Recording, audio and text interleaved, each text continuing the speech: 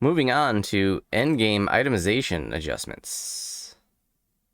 Just going over what has changed. Solution Part 2, Monster Power. A lot has changed here, or added. We have been increasing the power level of monsters found at the level cap as the power level of items increased over time. And since we are adjusting these items downward, we will be adjusting monsters downward to match. There are many layers to our monster adjustments, and certain adjustments will only affect monsters. So we have split out our changes into a few sections. These sections are additive. If a monster is in a legendary tier 2 dungeon, it will have all 3 sets of modifications, as it is level 20 plus, level 30 plus, and in a legendary tier 2 dungeon. Changes that affect all monsters in all content, that is level 20 plus, epic and legendary. -6 to saving throws. Changes that affect all monsters in all content, that is level 30 plus, -25% maximum hit points, -25% armor class.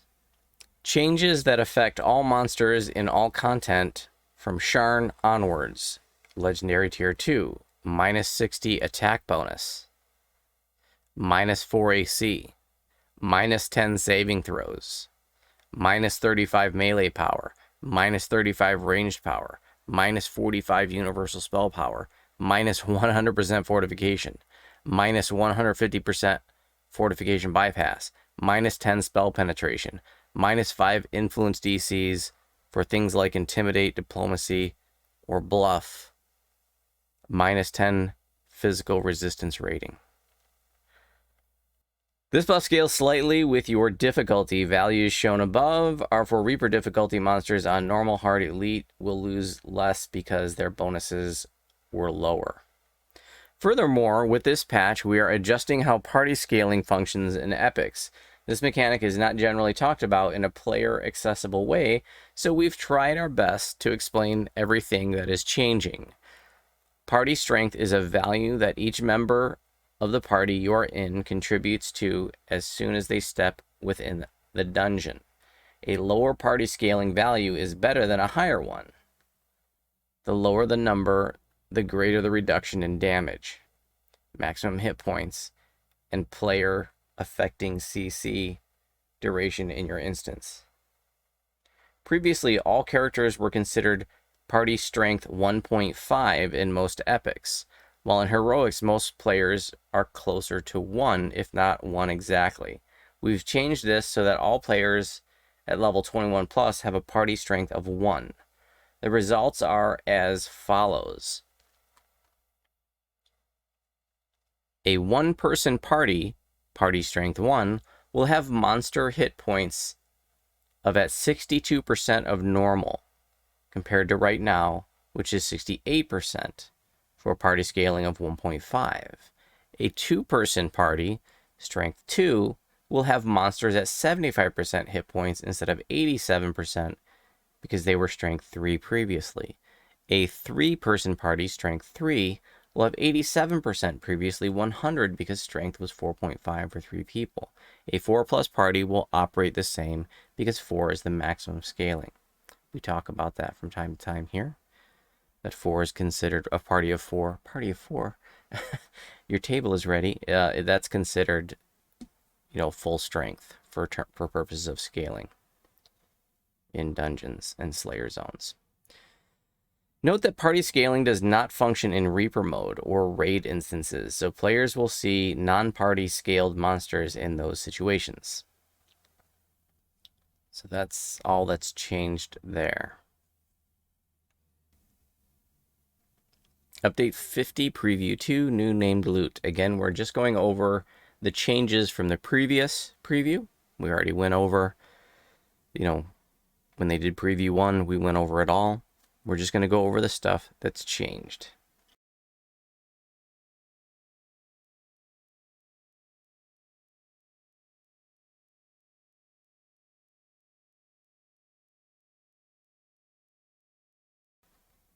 Which they put into a different color Apparently, the Marsh Reed Cloak now has Camouflage, active spell, 3 charges. A new minor artifact, Explorer of the Depths Helm, has been added, apparently. It's Constitution 14. Sheltering 36. Remember, these numbers are scaled differently. We're going through a rescaling. Legendary Ice Shards. Guard. This item stores the pitiless, immovable power of the ice deep within. When the wearer of this item is successfully attacked melee, this power occasionally comes to the surface, dealing an incredible amount of cold damage to the attacker. Cold absorption 36% and underwater action.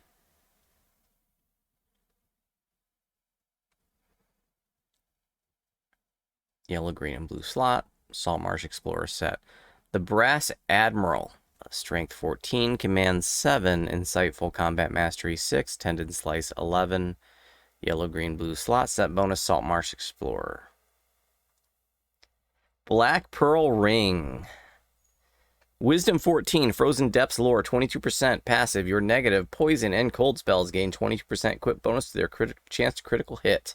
Power of the Frozen Depths, 154 passive, plus 154 equipment bonus to negative cold and poison spell power. Negative energy absorption. This item absorbs negative energy drain effects. Nice.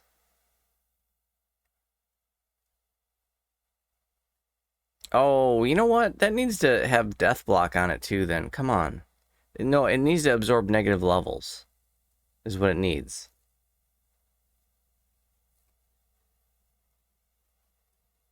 Instead of just negative energy drain attacks. Or does that?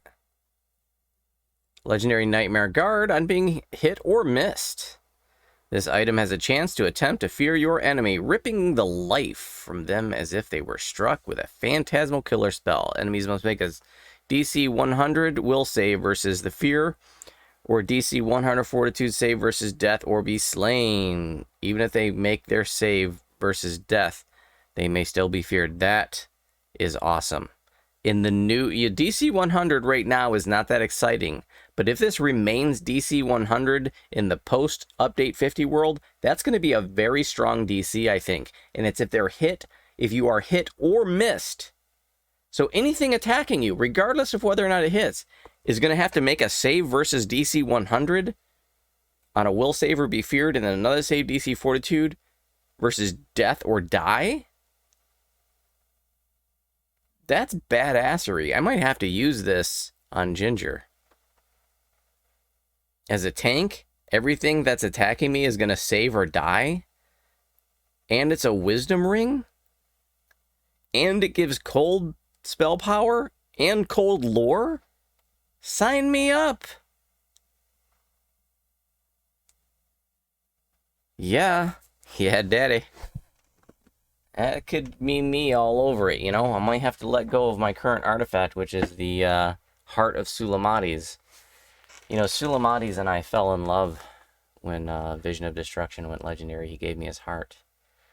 But I might have to let it go, because that Black Pearl ring is complete badassery. Ring of the Kraken, that sounds cool. Charisma 14, Spell Focus Mastery 5. Null Magic Guard. On being hit with a spell, there's a chance that you explode in arcane energies. Foes hit are subject to silencing effect, preventing their spell cast and dampening their magical protections for 10 seconds. Energy Siphon 7 on hit, gains 60 temporary spell points, which last for up to a minute. This effect can trigger at most once per minute. 3 slots. Salt Marsh Explorer. Sapphire Spyglass Trinket. Dexterity 14, Eversight, you benefit from true seeing and immune to blindness. Deception 11, Assassinate 7, 3 slots, Salt Marsh Explorer. The Two-Headed Platinum Piece, Helm. Intelligence 14, Improved Deception. Good Luck 5. Spell Absorption, this effect absorbs harmful spells targeted at the wearer, 50 charges. I wonder what kind of charges those are, because there are 2 there are two different kinds of spell absorption. Spell absorption items are coded different ways. One type is like the Pale Lavender Ironstone, where it absorbs spell levels. So if you like a Pale Lavender Ironstone, when it's upgraded, has 50 charges, and if somebody casts a 5th level spell at you, it'll take 5 charges off. If they cast a 9th level spell at you, it'll take 9 charges off.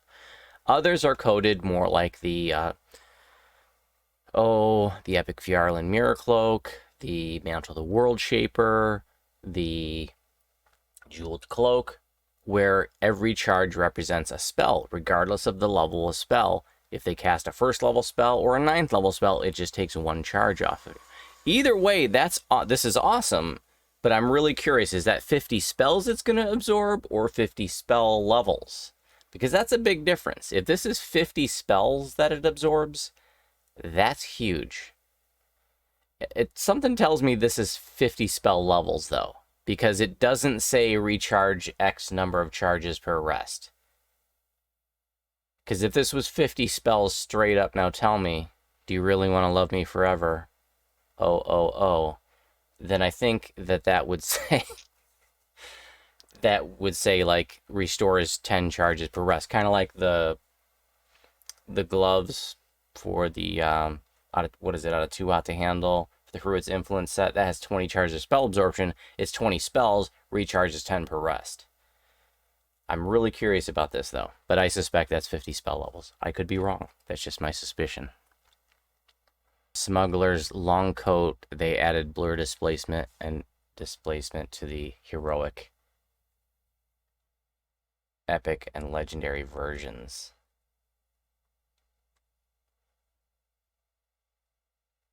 Oh, that's a clicky. 5 minutes, 1 minute 30 seconds, 2 minutes 30 seconds. The Duelist's Epi Rapier Mortal Strike, I guess, was added. Epic and legendary only. On attack roll of 20, which is confirmed as a critical hit, this weapon triggers a Slay Living spell and attempts to instantly snuff out life force of the enemy. What's the DC? So that's like kind of like True Vorpal again.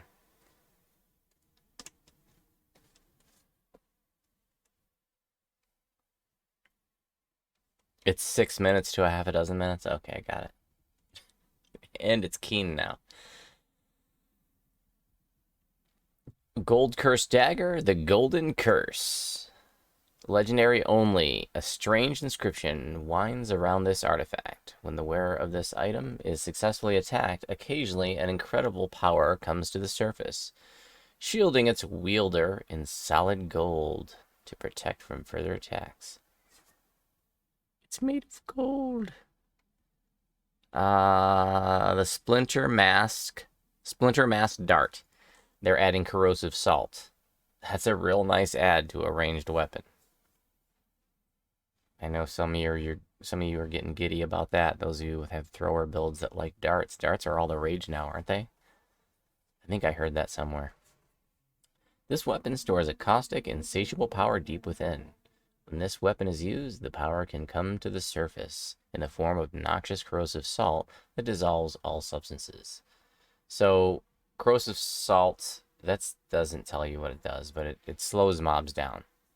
And salt ranged weapons are pretty popular among thrower builds for like high skull reaper play, because you just run backwards and pew pew as ranged builds do, and then the salt slows those mobs down. So, you know, mobs are less likely to catch the person that's running backwards and pew pewing. All right, those are the changes to equipment, to named loot.